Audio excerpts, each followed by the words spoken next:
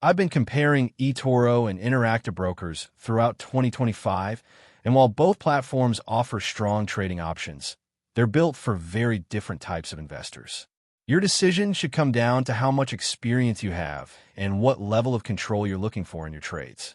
Etoro is designed for simplicity and accessibility. It's especially popular among beginners because of its social trading features, which let you copy the moves of more experienced investors. The platform supports a wide variety of assets, including stocks, ETFs, cryptocurrencies, and commodities. It also offers ready-made portfolios and educational tools, which are great for anyone still building confidence in their investing skills.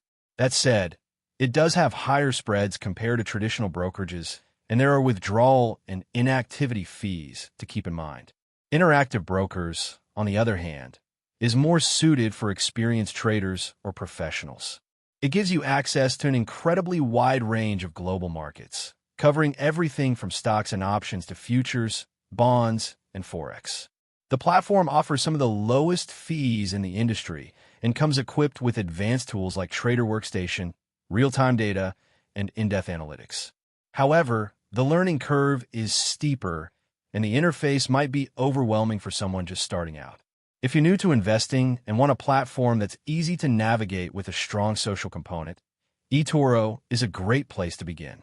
But if you're an advanced trader looking for more control, lower costs, and access to international markets, Interactive Brokers is one of the most comprehensive platforms out there. If this comparison helped you figure out which one suits your trading style better, make sure to like the video, share it with someone weighing their options, and don't forget to subscribe. Thanks for watching.